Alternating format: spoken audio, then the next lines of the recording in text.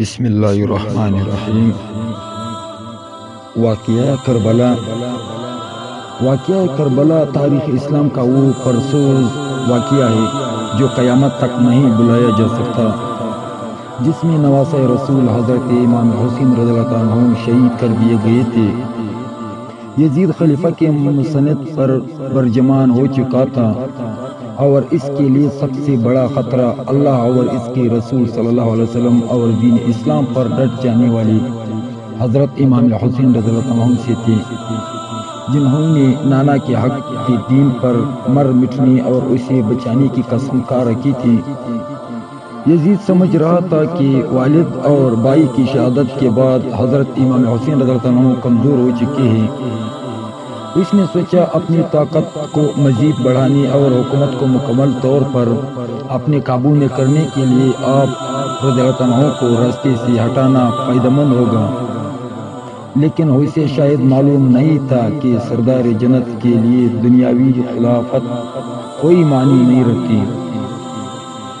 کوفہ والوں کے سینکڑوں خطوط حضرت امام حسین رضی اللہ عنہ کو موصول ہوئے، جن میں یزید اور اس کے اعلیٰ کاروں کے مظالم بیان کیے جاتے تھے اور دین اسلام کو درپیش خطرات سے آگاہ کیا جاتا تھا۔ ایک اطلاع آپ کو یہ بھی ملی کہ شراب نوشی عام ہو چکی ہے۔ اپنے والد امیر المومنین حضرت علی رضی اللہ عنہ کی جائے شہادت پر جانے اور اپنے لوگوں کی رہنمائی کے لیے آپ نے مدینہ سے کوفہ جانے کا فیصلہ کیا۔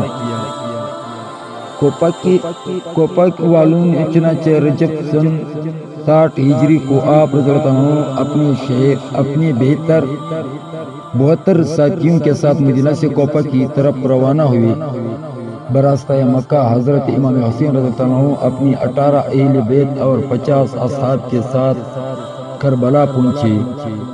8 ذوالحجہ کو آپ رضی اللہ عنہ کو کوفہ والوں کے اس شگنی کا اندازہ اس وقت ہو چکا تھا جب آپ نے اپنے چچا زاد بھائی مسلم بن عقیل کی شہادت کی خبر سنی، لیکن آپ نے اپنا سفر جاری رکھا۔ شاید آپ اپنے نانا حضرت محمد صلی اللہ علیہ وسلم کی اس پیشن گوئی کا انتظار کر رہے تھے جس کا ذکر حضرت محمد صلی اللہ علیہ وسلم نے اپنی زوجہ ام المومنین حضرت ام سلمہ رضی اللہ عنہ سے کیا تھا۔ بخاری شریف کی روایت کے مطابق آپ صلی اللہ علیہ وسلم نے ام سلمہ رضی اللہ عنہ کو مٹی دی اور کہا تھا، یہ کربلا کی مٹی ہے، جب یہ سرخ ہو جائے تو سمجھ لینا میری جگر کا گوشہ اور میرے گھر کا پھول حسین بن علی شہید کر دیا گیا۔ مقام کربلا حضرت امام حسین اہل بیت کے ہمراہ 2 محرم الحرام سن 61 ہجری کو کربلا پہنچے۔ بعض روایات میں آتا ہے کہ جب آپ کی سواری کربلا کے ریگستان میں پہنچی تو آپ کے گھوڑے پر ایک عجیب سی کیفیت طاری تھی، جیسے وہ یہاں سے آپ کو لے کر دور بھاگنا چاہتا ہو۔ آپ نے پوچھا یہ کون سا مقام ہے تو معلوم ہوا یہ سرزمین کربلا ہے۔ آپ نے ارشاد فرمایا قافلوں کو یہاں روک دیا جائے، ہم یہاں پر قیام کریں گے۔ اصحاب نے آپ کو حکم کی تعمیل کی اور کربلا کی بنجر ریگستان میں خیمے لگا دیے۔ آپ نے آسمان کی طرف دیکھ کر اللہ سے دعا کی، اے اللہ میرے نانا کی دین کی حفاظت فرما اور اسے زندہ اور آباد رکھ۔ آپ کو اطلاع مل چکی تھی کہ آپ کے چچا زاد بھائی حضرت مسلم بن عقیل، جن کو آپ نے اپنا سفیر بنا کر کوفہ بھیجا تھا، کہ وہاں کے حالات معلوم کر کے آپ کو خبر دے، ان کو انتہائی بے دردی کے ساتھ شہید کر دیا گیا۔ کوفہ کے لوگ جو آپ کو بار بار خطوط بھیج رہے تھے، وہ کوفہ کے گورنر ابن زیاد کے خوف یا لالچ سے حضرت مسلم بن عقیل کو تنہا چھوڑ چکے تھے اور وہ کوفہ کی گلیوں سے بالکل ناواقف تھا۔ ابن زیاد کے ایک سپہ سالار نے ان کو امان کا وعدہ دے کر گرفتار کیا اور بعد میں انہیں کوفہ کے محل کی چھت سے دھکا دے کر شہید کر دیا گیا۔ اپنے چچا زاد بھائی کی شہادت کا صدمہ اور کوفہ والوں کی بے وفائی کا افسوس آپ کو آگے بڑھنے پر مجبور کر رہا تھا۔ اور مقصد اتنا بڑا تھا کہ آپ پیچھے ہٹ نہ سکتے تھے۔ خیمے لگ چکے تھے اور ترتیب کچھ یوں تھی کہ سب سے آگے پہلا خیمہ حضرت عباس رضی اللہ عنہ کا تھا۔ یہ ایسے شہید ہے جو غازی کہلاتے ہیں۔ حضرت عباس حضرت علی رضی اللہ عنہ کی دوسری بیوی ام البنین سے ہے۔ حضرت عباس رضی اللہ عنہ کربلا کے میدان میں حضرت امام حسین رضی اللہ عنہ کی فوج کی علمبردار تھے۔ یزید کی فوج 3 محرم الحرام کو امام حسین رضی اللہ عنہ کی فوج کے راستے میں پڑاؤ ڈال چکی تھی۔ حالات روز بروز کشیدگی کی طرف جا رہے تھے۔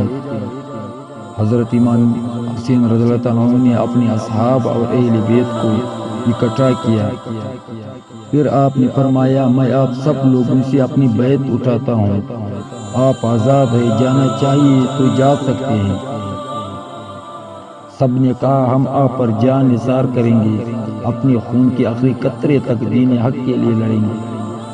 لہٰذا اب 2 راستے تھے، یا واپس چلے جائے یا حق پر رہتے ہوئے جنگ لڑے۔ لیکن معلوم ہوا کہ واپسی کا راستہ یزیدی فوج نے بند کر چکی ہوئی ہے۔ آپ نے صرف جنگ کی یا یزید کے ہاتھ پر بیعت۔ ابن زیاد کوفہ سے حضرت امام حسین رضی اللہ عنہ کو باغی کے لوا کر قتل کا فتویٰ لے چکا تھا اور اس نے مزید فوج کربلا روانہ کر دی تاکہ یزید کی خوشنودی حاصل کر سکے۔ روایات کے مطابق حضرت امام حسین رضی اللہ عنہ کے 72 افراد کے مقابلے میں ابن زیاد نے 4 محرم سن 61 ہجری کو بہت بڑی فوج کا لشکر لے کر کوفہ سے روانہ ہو گیا۔ حضرت امام حسین رضی اللہ عنہ کے ساتھ یزیدی فوج کے مذاکرات جاری تھے۔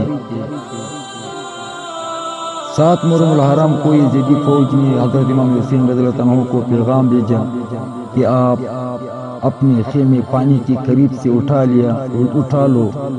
امام حسین رضی اللہ عنہ نے پانی بند کرنے کا یہ ظلم اس لیے برداشت کر لیا کہ کہیں بعد میں لوگ یہ نہ کہیں کہ حضرت امام حسین رضی اللہ عنہ اور یزید فوج نے تنازع پانی کا کیا اور یہ جس پر لڑائی ہوئی۔ آپ نے ظلم برداشت کیا اور اپنے اصحاب کے ساتھ خیموں کو پانی سے دور لے گئے۔ تپتے صحرا میں سب لوگ پانی کی پیاس سے تڑپنے لگے۔ لوگوں نے پانی کا تقاضا کیا، لیکن یزیدی فوج نے امام حسین رضی اللہ عنہ پر پانی بند کر دیا۔ امام حسین رضی اللہ عنہ کسی صورت بھی یزید کے ہاتھ پر بیعت کرنے کو تیار نہ تھے۔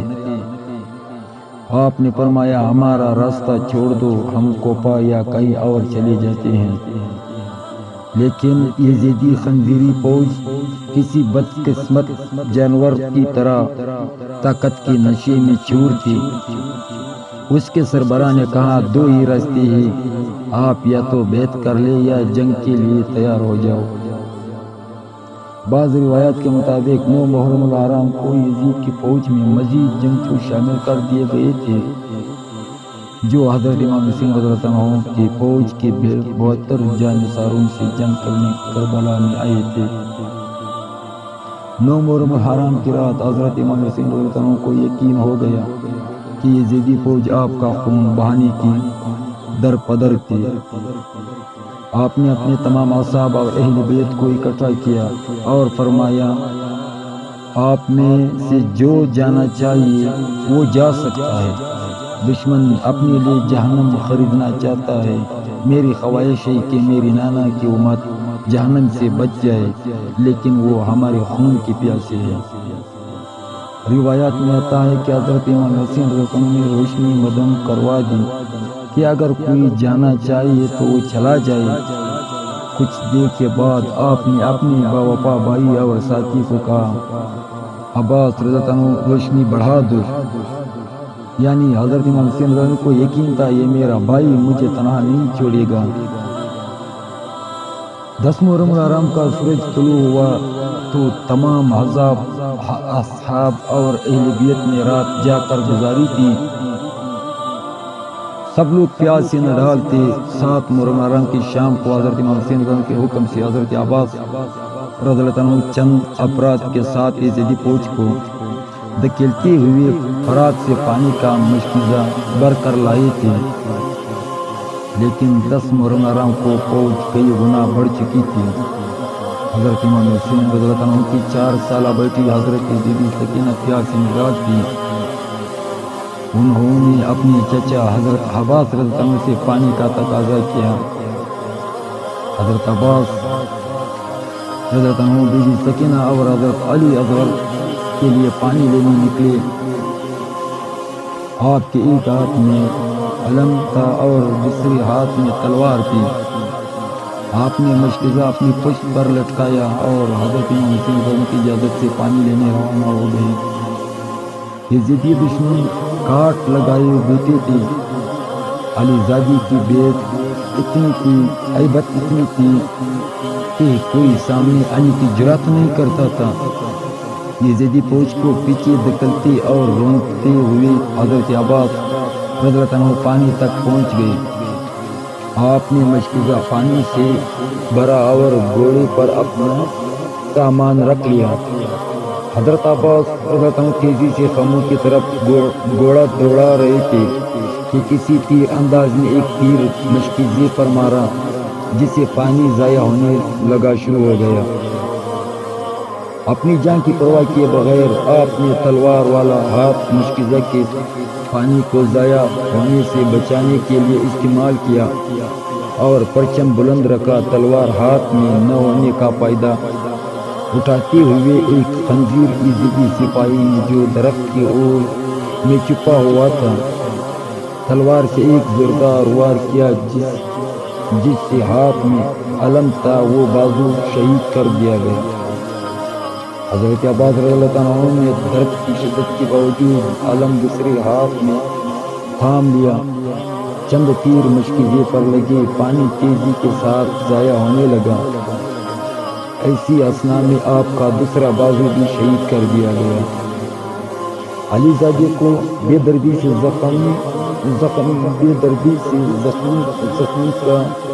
کر دیا گیا تھا اور آپ کے دونوں بازو شہید ہو چکے تھے، لیکن آپ ابھی زندہ تھے۔ شاید اسی نسبت سے آپ کو غازی کا لقب دیا جاتا ہے۔ ایک بدبخت خنزیر پیچھے سے آپ کے سر مبارک پر برچی کی ضرب لگائی اور آپ شہید ہو گئے۔ ایک ایک کر کے تمام اصحاب آپ پر جانیں قربان کر رہے تھے۔ امام حسین رضی اللہ عنہ ان ظالموں کو آخر تک یہی ترغیب دیتے رہے کہ اے ظالموں، اے وحشیوں، کیوں اپنے لیے جہنم خریدتے ہو؟ مگر آپ کی ایک نہ مانی گئی اور ایک ایک کر کے آپ کے سب ہی ساتھیوں کو شہید کیا جا رہا تھا۔ بالآخر آپ رضی اللہ عنہ نے لڑنے کے لیے کربلا کے میدان میں اترے اور یزیدی فوج کی صفے کے صفے الٹ دی تھی۔ نواسہ رسول صلی اللہ علیہ وآلہ وسلم قہر بن کر یزیدی فوج پر ٹوٹے۔ 10 محرم الحرام عصر کی نماز کا وقت ہوا۔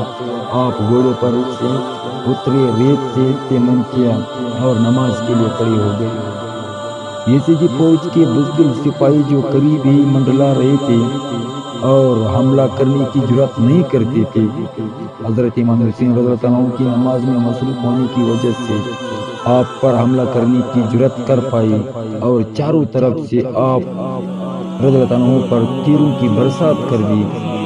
نماز میں مصروف ہونے کی وجہ سے حضرت امام حسین رضی اللہ عنہ کو تیروں کی تکلیف کا اندازہ نہیں تھا۔ یزیدی کو شاید معلوم نہیں تھا کہ یہ علی زادہ ہے، اور حضرت علی رضی اللہ عنہ بھی نماز میں مشغول ہوتے تو اس قدر خدا کی یاد میں ڈوب جاتے کہ تکلیف کا اندازہ نہیں ہوتا۔ جب حضرت امام حسین رضی اللہ عنہ سجدے میں گئے تو شمر نے اپنی تلوار کی ضرب سے آپ رضی اللہ عنہ کا سر مبارک جسم سے الگ کر دیا اور اس کو نیزے پہ بلند کیا۔ حضرت زینب رضی اللہ عنہا یہ سارا منظر دیکھ رہی تھی۔ خیموں سے بھی بیویوں کی رونے کی آوازیں آئی تو یزیدی فوج نے خیموں کو بھی آگ لگا دی۔